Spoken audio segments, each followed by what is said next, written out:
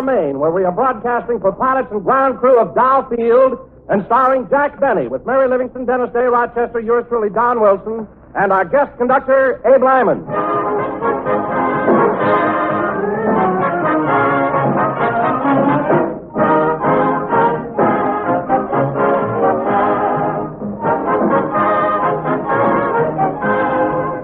Have you ever noticed the way a man greets his wife before breakfast? He says, hello, wife. Sounds pretty glum, doesn't he? But just sit that same grumpy guy down to a big, tempting bowl full of delicious, toasty brown grape nut flakes. Just let him sample that wide-awake, malty-rich goodness, and he'll manage time out to say, hello, darling, gee, but these grape nut flakes taste swell. Yes, ma'am, that's the kind of morning magic you can work any day in the week with those delicious, sweet as a nut grape nut flakes. Thanks to the super swell flavor that's so entirely different from any other flake cereal. Because it's a rich two-grain blend of sun-ripened wheat and malted barley. So get set for swell-tasting breakfast and get set for plenty of praise by asking your grocer for delicious, toasty brown grape nut flakes in the 12-ounce economy-size package.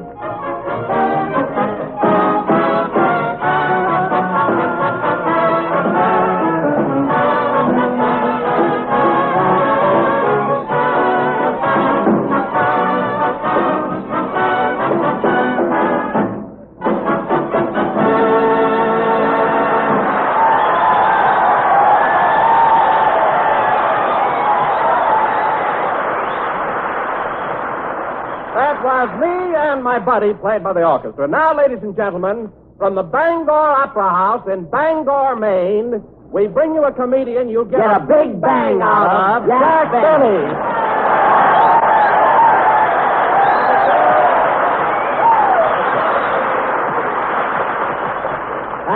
Thank you. Hello again, this is Jack Benny talking. And, Don, I could see that introduction coming a mile away. That's a pretty corny build-up to give me in front of all these boys from Dow Field. That's right, Jack. The old opera house is packed to the rafters. Imagine all these soldiers turning out to see us on a cold night like this. Oh, I don't think it's so very cold up here. Why, I'm as warm as toast myself. Well, why not? You got more fat on you than a 10-cent pork chop.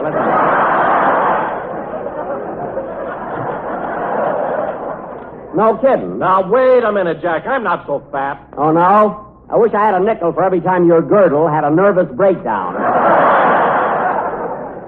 And don't tell me it isn't cold here. I slept under 12 blankets last night. I felt like the bottom wheat cake. You know, Don, weather like this... Come in. Mr. Benny? Yes? On behalf of the fishermen of Penobscot Bay, I'd like to present you with this real live lobster. Well, thanks very much. I'll have him for dinner. Oh, he's had dinner. Why don't you take him to a movie?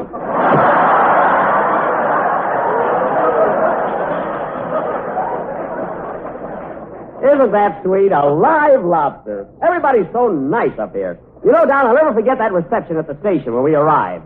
They had tanks and jeeps and sleighs, soldiers, Indians. You know, a real Indian drove me from the station to my hotel. Are you sure he was a real Indian? I think so. When he left, he had my toupee hanging from his belt. And I bought it just for this cold weather. Oh, hello, Mary. Hello, Jack. Hiya, fellas.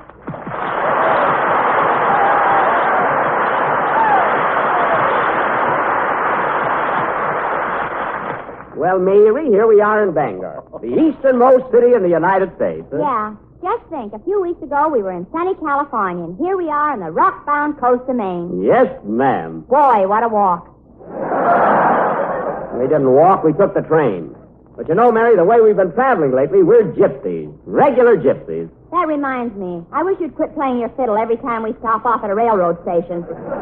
Oh, the few pennies I pick up hardly pay for the rosin. Forget it. And dangling Dennis Day out of the window on a string. Never mind. People know he's not a monkey. Well, as long as Dennis believes it, that's all that's necessary. Here comes the kid now. Hello, Dennis. Boy, am I sick of peanuts.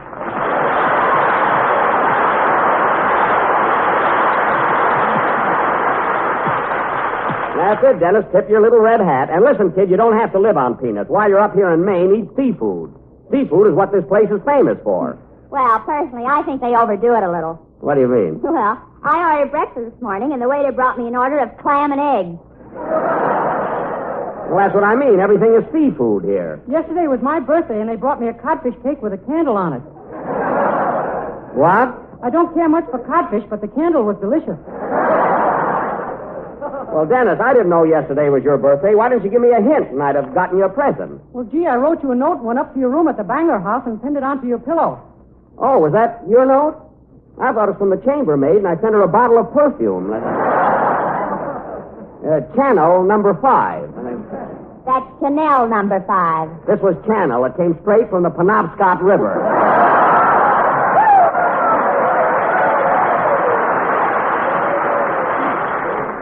Anyway, Dennis, when I go shopping tomorrow, I'll get you something for your birthday. Now, what do you want? Would a gold wristwatch be asking too much? Yes. And now, ladies and gentlemen, Dennis Day will sing... Go away, kid. Go away. Dennis Day will sing a delightful number written by Cole Porter called the... Come in. Special delivery for Jack Benny. Take it, Mary. Wait a minute, Bud. Here's a tip for you. Oh, boy, a nickel. Now I can call up my wife and tell her to get that man out of the house. I knew he'd appreciate it. Who's the letter from, Mary? Let's see, F-I-L. It's from Phil Harris. Oh, good old Phil. Boy, he's in the Merchant Marine now. What does he say, Mary? Dear Jackson, here I am in the Navy, and I can't tell you how much good it has done me. Well, Remember those bags I used to have under my eyes? Well, they gave me a cap that was too big, and now you can't see them. you must be the picture of health from the nose up. My work here is almost the same as when I was a band leader, except that I have a much longer baton, and there's a mop on the end of it. Scrubbing the floor, eh? Frank Remley, my guitar player, is going to make a wonderful sailor. He has finally learned how to salute without sticking his thumb in his eye. I knew he'd make good. No more news, Jackson, but before I close, I want to thank you very much for that cigarette you sent me.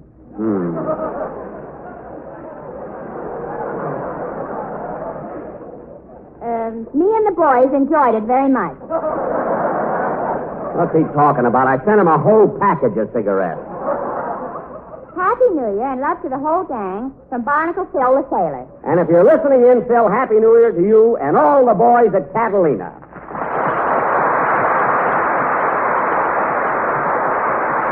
Okay, let's have your song, Dennis.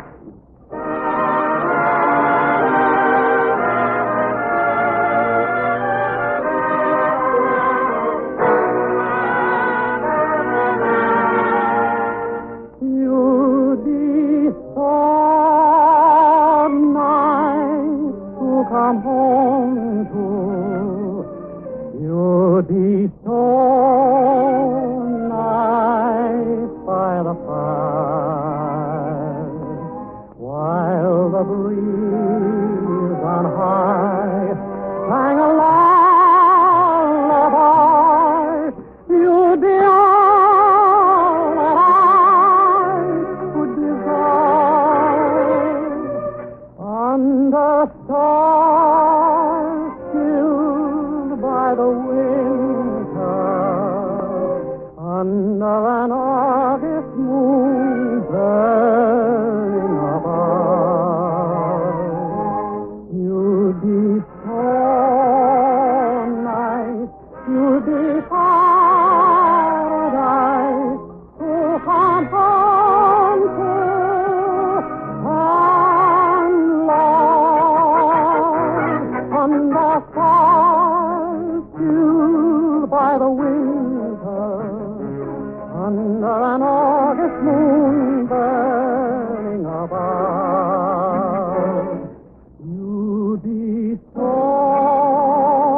nice, you'll be paradise to come home to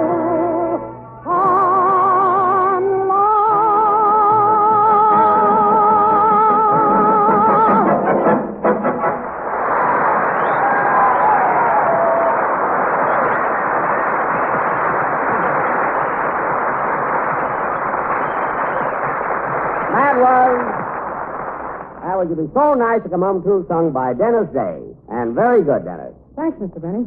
And I want to dedicate that number to a very sweet girl I met at the Peacock Room last night. Betty Lou Bumgarter. If you remember, Dennis, I introduced you to Miss Bumgarter. I met her first. What do you mean you met her first? You were both sitting at a table, and she came over and took your order. I'm not talking about the waitress. I mean the beautiful girl Dennis and I danced with. And what a dress she had on. Wow! Well, it was a rather daring outfit. One of those strapless evening gowns. I got so nervous I made her put on my suspenders. Yes, Dodo, when you got up to dance with her, your pants fell down.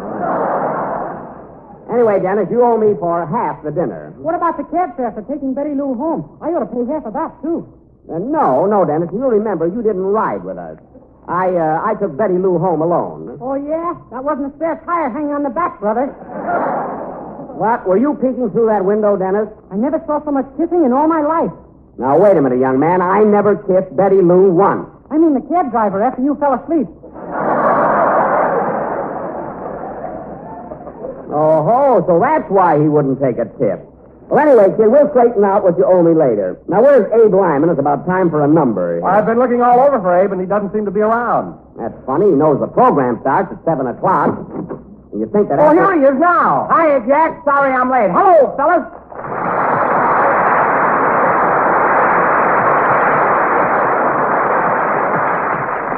I was wondering why you weren't around, Abe. Where you been? Well, it took me a long time to get here. I'm living over in Bath, 100 miles away. You're living in Bath, Maine? Yeah, I got a room in Bath like you told me to.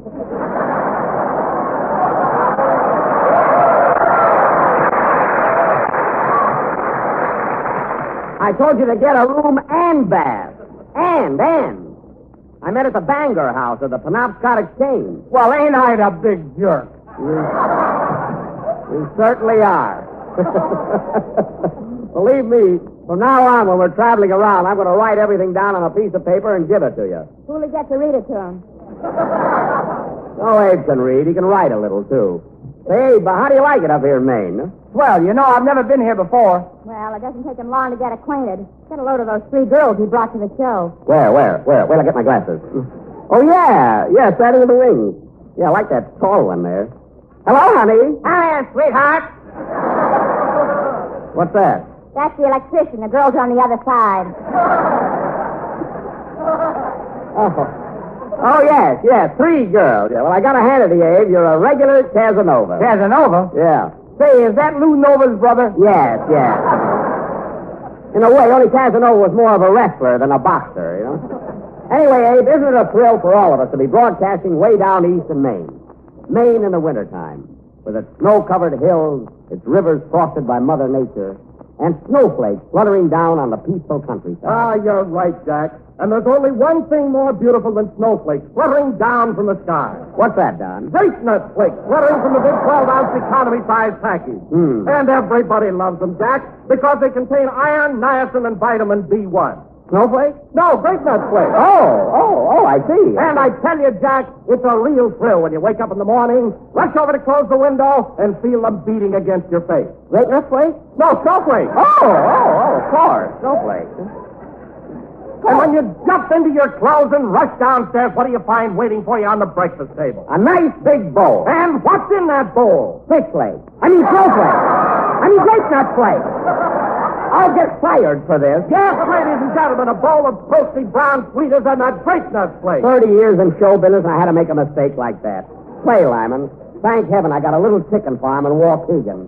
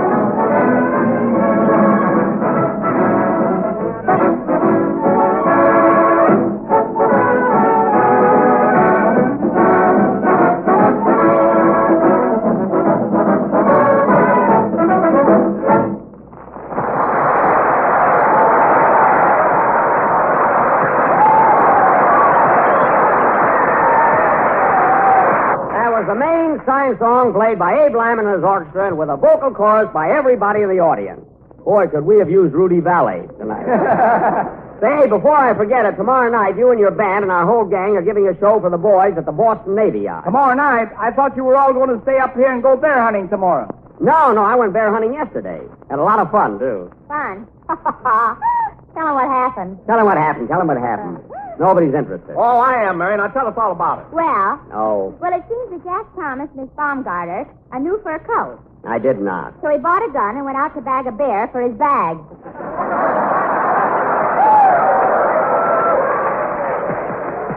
She's not a bag. She's very cute. She got better looking legs than Lieutenant Olson.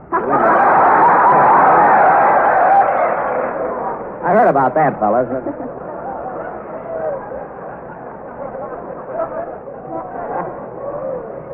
Go ahead, Barry. Anyway, Friday afternoon, Dennis, Jack, Rochester, and myself drove up to Guernsey's Winter Sports Lodge, and the next morning, must have been about 5 a.m., I heard the alarm clock ringing in Jack's room.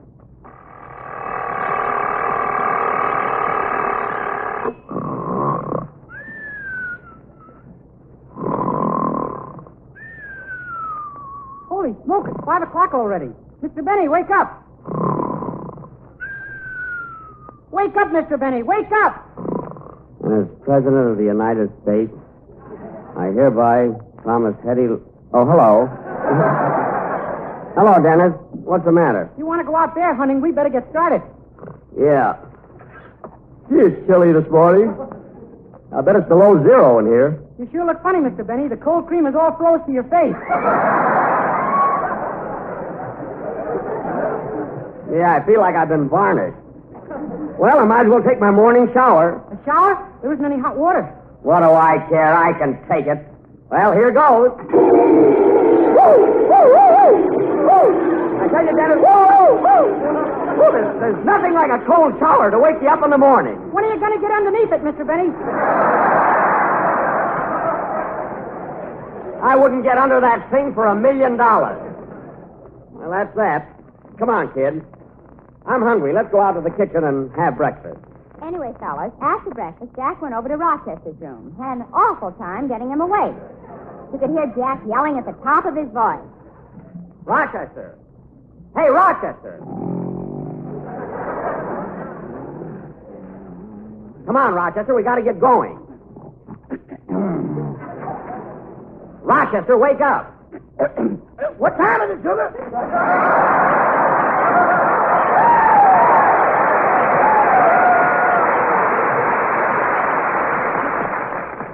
5:30, and it's me. Now, kick those blankets off and get your clothes on. I ain't had my clothes off since we left California. Well, then get up. And listen, what's the idea of wearing those ear muffs in bed? That's so I don't have to look all over for my ears in the morning. Now, Rochester, quit stalling. I'll give you just 3 to get out of that bed. 1, 2, 3. Rochester!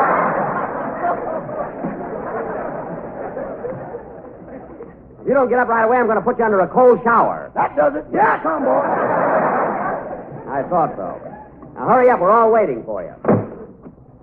We'll get started in a few minutes, Mary. Now, where's that Indian guide? He should be here by now. What do you want a guide for? Because they know where the hunting's good. They're leading me right to the bear and the moose and the ducks. I'd sure like to get a mess of ducks. How can you have the heart to shoot a duck when you walk like one? Naturally, I walk a little funny. I'm wearing snowshoes. That must be our guide now. Come in. Well.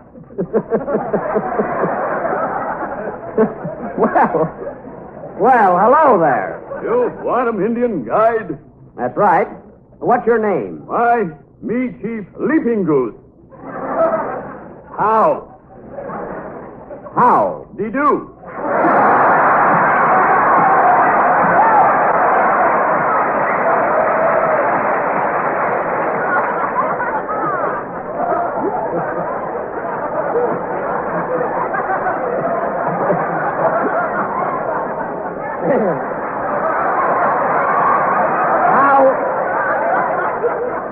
howdy do. Now look, Leaping Goose. How many strings of beads you want them for being guide? No beads, brother. Strictly cash. All right, I'll give you $5. Well, we might as well get started. Hand me those 2 sweaters, Mary. 2 more? You've got on 8 already. Well, it's cold. My teeth were chattering all night. Well, why didn't you keep them in your mouth where it's warm? Don't be funny. Hand me that sweater, Dennis. Here you are. Gee, this is a pretty sweater. Where'd you get it, Mr. Benny?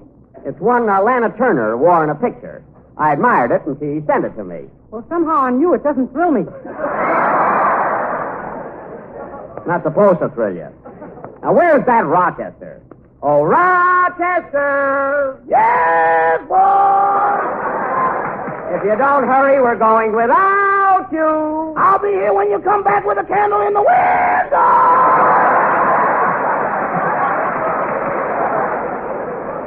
You get out here. Well, come on, Leaping Goose. Let's get our... Leaping Goose. Let's get our equipment together. Oh, boy, we're going bear hunting.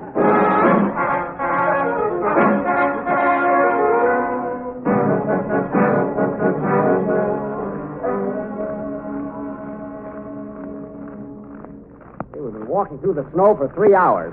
Hey, Leaping Goose, we haven't seen a bear or a moose or anything. Leaping Goose, much embarrassed. His face very red. Well, of course it's red. You're an Indian. Oh. I know how to get a moose. Now, quiet, everybody. Gosh, what's that? That's the mating call of the wild moose. Are you going to marry a moose, Mr. Benny? No, I want to shoot one. There are a lot of them around. Well, what do you want to shoot a moose for? He wants to get a hat rack the hard way. I want to get a bear. That's what I want. Now, stick close to me, Mary. Okay. You too, Dennis. Yes, sir. And Rochester. Rochester, keep up with us. I don't want you to get lost in this snow. Who, me? Just stay near us, that's all. Say, Mr. Benny, what's that? What's what? That little animal sitting on the log over there.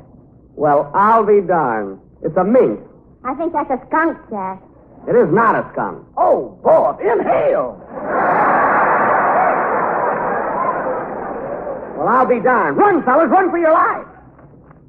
Hey, you know what? That really was a skunk. You're telling me. Walk behind us, Dennis. Way behind. Hey, Leaping Goose, when are you going to find a bear for us? Look, Paleface. Here come man in fur coat. Maybe he help us. Yeah, we might at that. Hey, mister, can you tell us where we can find a man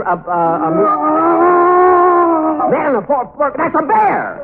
What's the matter with you? Now stand back, everybody. I'm going to advance and shoot Oh, be him. careful, Jack. Boy, it's a big one. We'll let him have it right between his eyes. You mean between your eyes? Turn that gun around. Oh, my goodness. Now watch me get him. Watch out, boss. You're getting too close. I don't want to miss him. Here goes. Ready? Aim. Well, I'll be... Now listen, Bear. Give me back my gun. Give it back, I say. Pick him up, Mr. Benny. He's got you covered. I've got my hands up. Now listen, Bear. I didn't come out here to shoot you. I was after a move. I want to get a hat rack. You gotta believe me. Please don't shoot. I'm too young to die. And besides, I'm out of season. You can't do it, I tell you. You can't do it. Now don't move.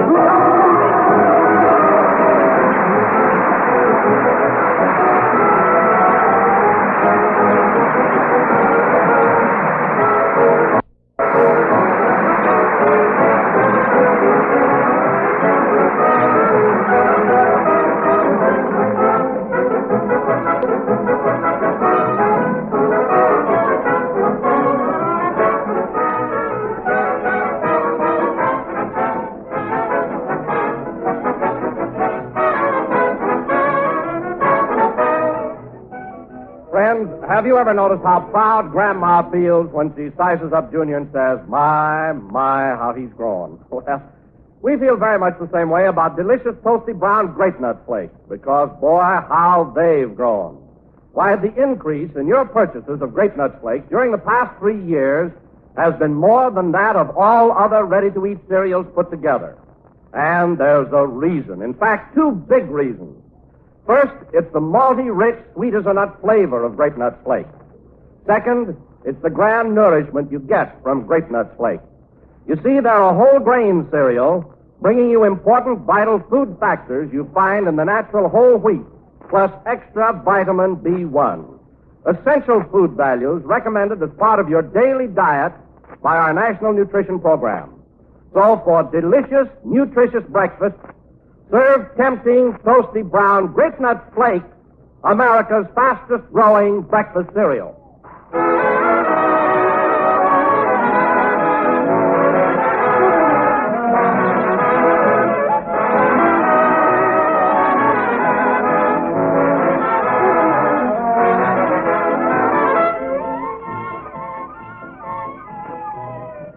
That was the last number of the 14th program of the new Grape Nut Flake series, and we'll be with you again next Sunday night at the same time. We've all had a great time up here in Maine. I want to thank Governor Sewell, City Manager Farnsworth, Colonel Valentine, and all the boys at Dow Field. Say, Mary, before we leave for Boston tomorrow, let's go ice fishing. Ice fishing? Yeah, it's a great sport around here. You cut a hole in the ice, drop in your line with a hook on it, and catch a fish. Anything over a half a pound will pull you right in. Yeah, I guess so. Good night, folks.